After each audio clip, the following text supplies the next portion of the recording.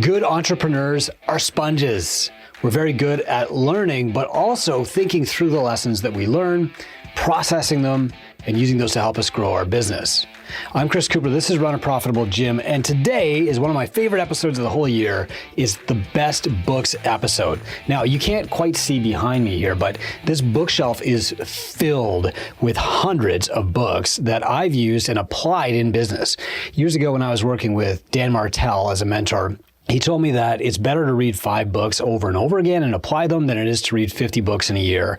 And I really took that to heart. And so every year I have about 10 books that I read again, including all of the Jim Collins series and Resilience by Eric Greitens.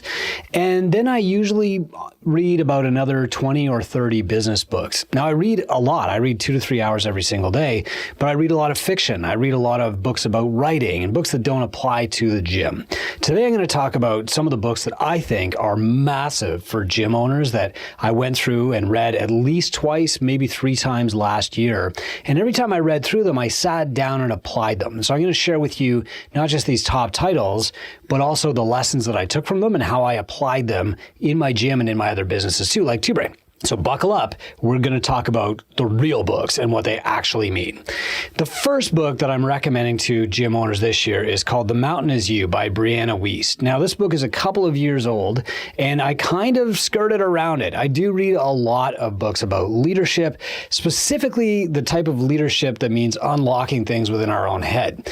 I said last year at the summit that the thing that's stopping most gyms from growing is the leader of the gym. It's you. It's the entrepreneur. Improve the owner, improve the business in many cases. Our gyms will always fall to the level of our systems, the things that we do consistently. You're only as good as your worst day, your worst class, your worst coach. But our gyms will only rise to the level of the owner and what they understand, what they know, how coachable they are. Now, I'm reminded of this every single day because I work with the top 1,000 gym owners in the world in Two Brain Business.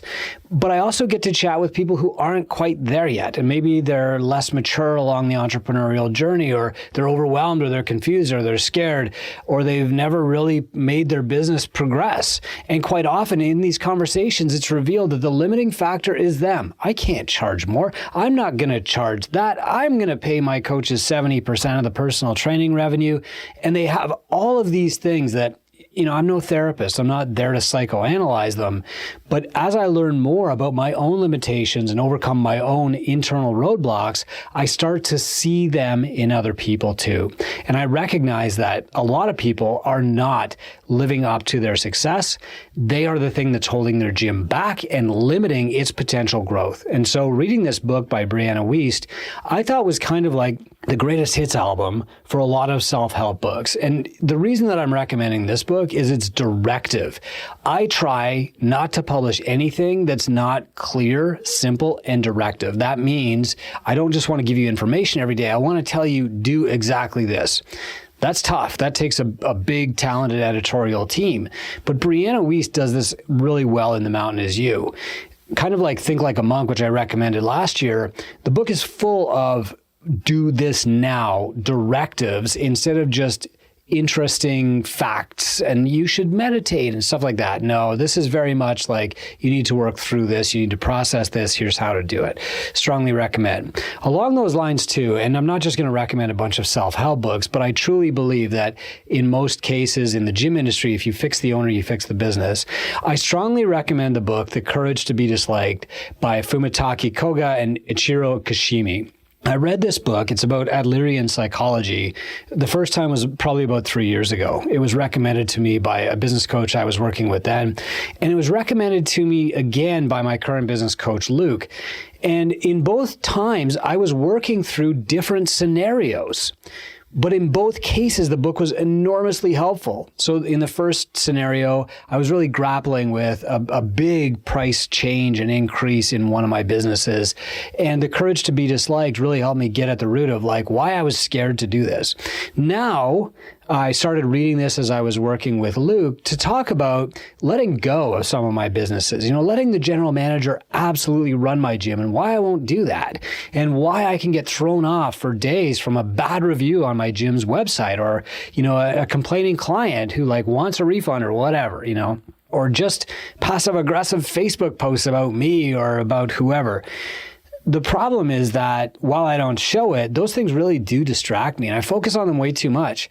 But this book is really about getting to the root of what is holding us back from doing the things that we know that we should do. For example, what is stopping us from telling a client who's sitting right in front of us, hey, you need to change your diet here, or hey, you need coaching, here is the price. And the reality is that we tell ourselves these things like, I'm an introvert, or I'm not good at sales, or whatever, because we're scared of dealing with the real problem, that deep down we don't understand or appreciate our own value and why that is. And so this book is a really big, deep dive into, the biggest mountain that's in your way, which is you most of the time. I strongly recommend The Courage to Be Disliked. The next book I want to recommend to you is High Road Leadership by John Maxwell. Now, John Maxwell comes out with a new leadership book every year, and sometimes they're kind of like a rehash of what he's done in the past. It's still great to listen to him while I'm doing some zone 2 exercise on my bike or skiing or whatever, but this year the book was quite a bit different. He obviously had a bee in his bonnet, and he was really frustrated with the leadership that he was seeing in the world, especially politically. And he thought that, we were being presented with a dichotomy, it's this or that, instead of real leadership, which, to John is basically like, how do we create a winning model that will help as many people win as possible? And how do we do that as leaders ourselves? Now, John doesn't take a political stance. I don't even know, where he stands politically. But what he does is uses high road leadership as an example that we can all learn from, which I think is amazing. So it doesn't matter what you voted. This is a great book for you because it's going to help you with your business. And so the cool points of the book are, number one, avoiding dichotomies and dualities, which are basically like this or that type thinking. Talking to your staff, but not always bending the company to what they want to get. It's also means like knowing what's going to be best for them long term and choosing to make those decisions even if they don't see that value in the short term. So for example, once upon a time, here's an example from my gym. I was hiring a new trainer and he was doing a lot of training outside on his own. He was working with a number of hockey teams especially. He was working with some runners. He was visiting some clients in their homes. And I thought, okay, well, if I offer him this job, like I'm going to offer him 44% of the revenue that he gets paid or that the gym makes for his personal training and his group training sessions and stuff. And like he's used to collecting and keeping 100% of the revenue. But when I talked to him about it and I was nervous, he was like, oh, thank goodness. He was relieved. And it wasn't about the percentage split. What it was about was I was going to get him clients, number one. Number two, he didn't have to go ask people for money anymore. And quite often with these hockey teams that he was working on, he would do a bunch of sessions. He'd be shy about asking for money. When he finally asked them, it would take them forever to get him the money and they would forget to add the sales tax or whatever. So he would eat it and he'd wind up always broke. Everybody owed him money. He sucked at collecting it. He hated collecting it. And so what I was doing by taking all that off his shoulders was a huge relief. And of course he made way more money and he worked with me for nearly 20 years after that. The key though is that you as the leader, you have a long-term vision that not everybody has. You're sitting in the lifeguard chair, they're standing on the beach. And sometimes it's easy to forget because we're so overwhelmed and we see our own mistakes. It's easy to forget that we do see farther than our staff and we need to make choices that will benefit them in the long term, even if they don't understand how that choice will benefit them. Also the same for our clients. We need to do the things that will help them longer term, like focusing on coaching instead of selling them access, telling them what package they should buy, doing goal reviews, prescribing a different path if it's not working. Even if they say, I don't want that or I don't need that, we are the coaches and we know what's better. And so high road leadership is the way that you can do that consistently all the time in your life while still feeling good about it, having perspective. When I titled our business Two Brain Business, it was really because I was describing the balance between knowledge and empathy, compassion. And it's been manifested in a lot of different ways since. Sometimes it's like facts and data merged with creativity. It's really the yin and the yang principle played out in the brain analogy. But the truth is that good leaders don't sacrifice one for the other. They don't have to sacrifice somebody's pay or because they care a lot about the person. What you should do is work toward a solution that allows you to pay that person more by making the right business decisions right now.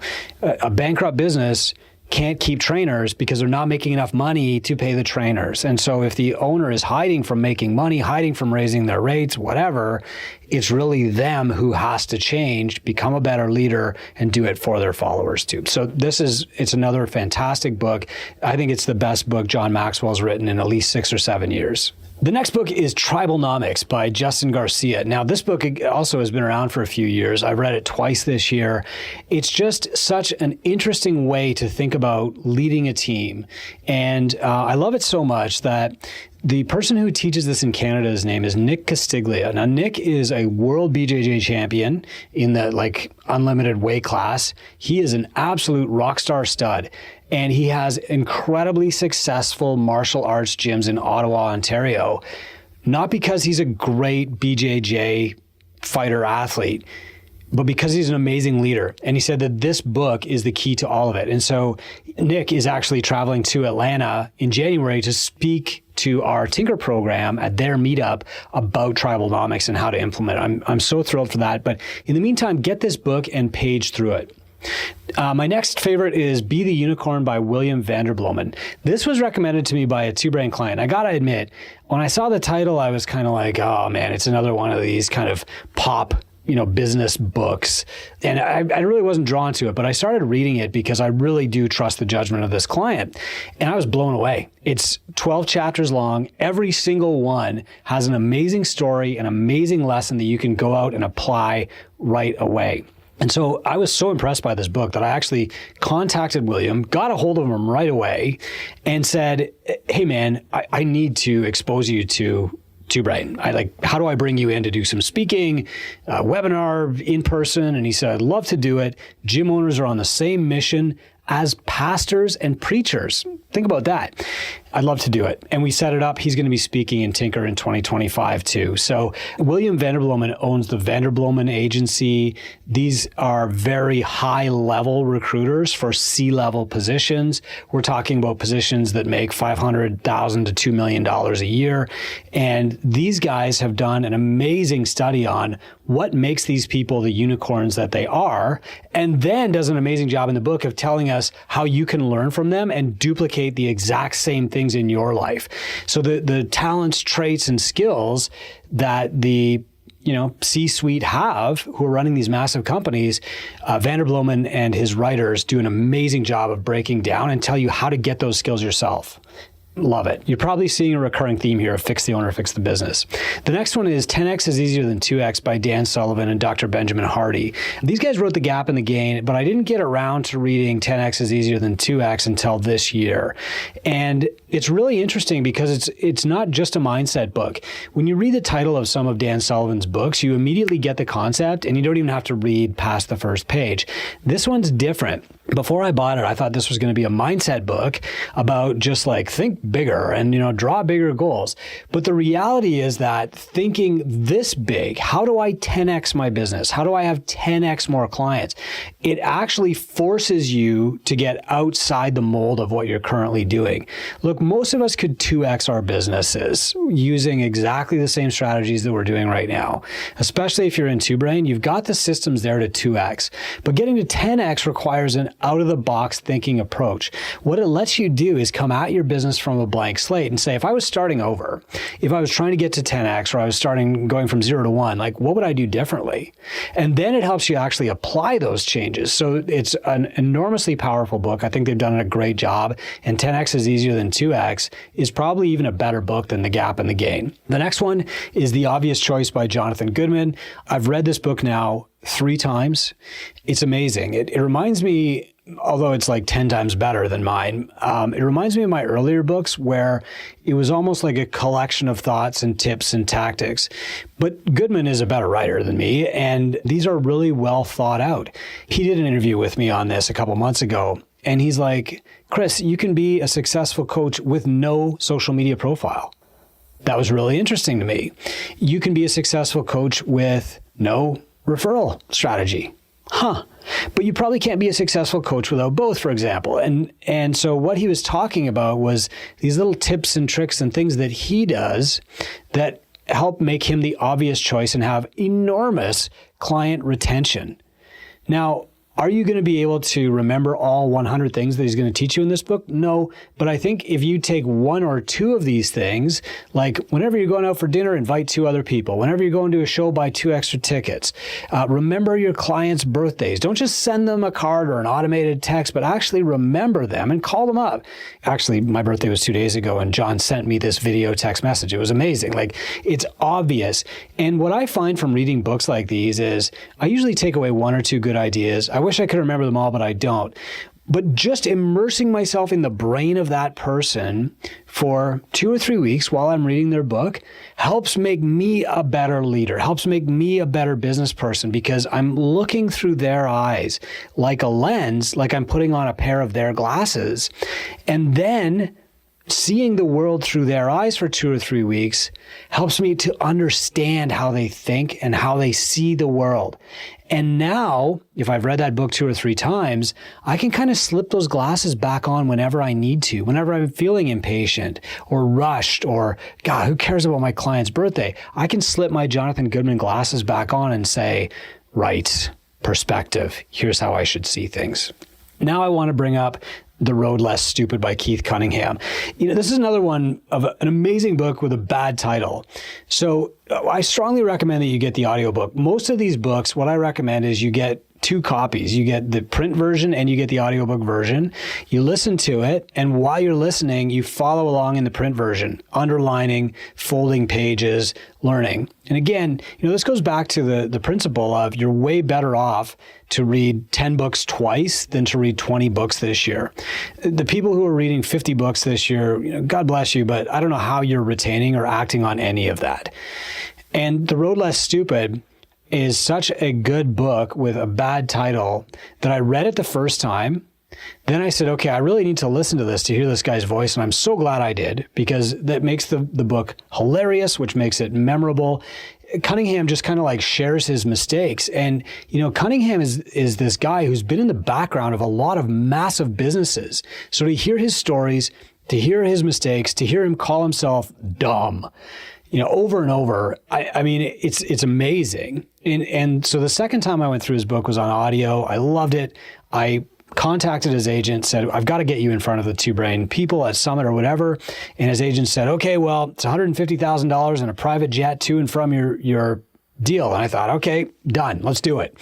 And then the agent came back and said, actually, he doesn't want to travel anymore in 2024 anyway. So if I can get Keith Cunningham on our stage, I will. But in the meantime, I think you'll love listening to this book.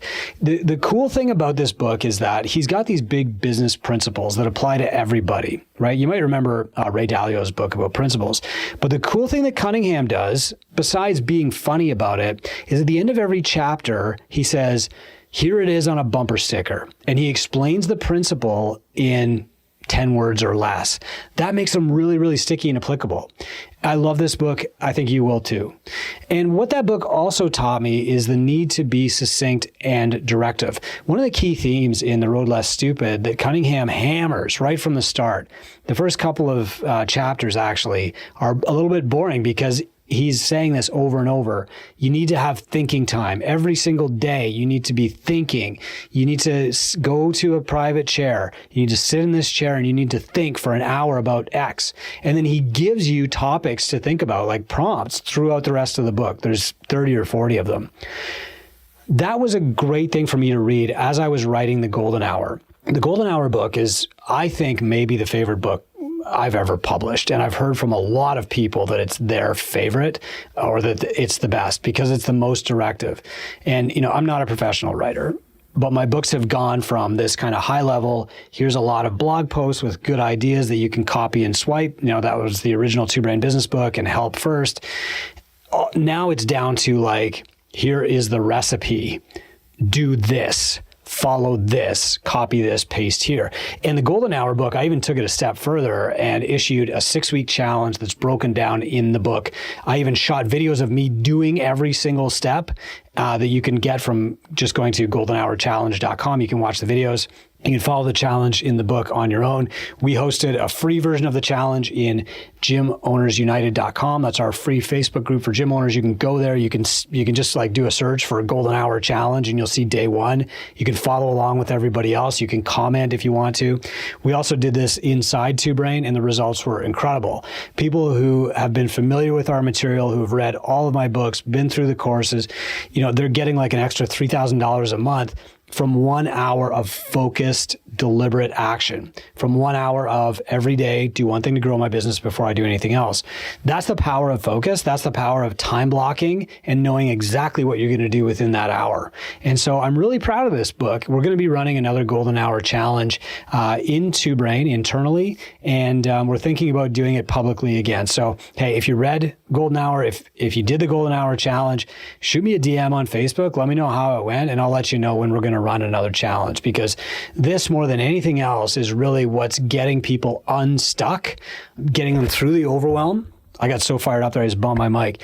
Getting people through the overwhelm, getting them focused, and getting them doing the things that will grow their gym.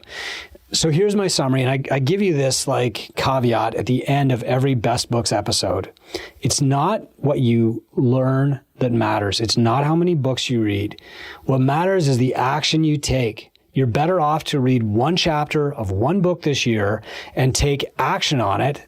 That will grow your gym. Than to read 50 books, say, what's next, what's next, what's next, and keep pouring knowledge into your brain and not acting on it. A lot of people get stuck there. And before I had my first mentor, that's exactly what I was doing. I had an Audible subscription way back in 2006 or 2007, whenever it launched, right away. I was listening for over an hour every single day, and my gym was still going downhill until I got a mentor. The mentor said, Chris, read this book right now, and we're going to apply it together. My current business coach, Luke, and I are working through another book, which is pretty good, by the way, which is called Exit Without Selling. It's just really about getting things off your plate. But the reality here is that it's the mentor that tells you, do this right now. That's what has power. Knowledge without action is nothing. As Naval Ravikant famously said, if knowledge was the answer, we would all be billionaires with six-pack abs. What matters is not what you know. What matters is what you do. Take these books, find the one that you like the best, read it 3 times this year. Take notes, take action. That's what's important. I'm Chris Cooper. This is Run a Profitable Gym. And if you want to talk about these books, or you want to see this list somewhere with clickable links, just go to gymownersunited.com. That's our free Facebook group. There's 10,000 other gym owners in there, and I'm sure they're going to want to share their books with you too. In the meantime, thank you for your service.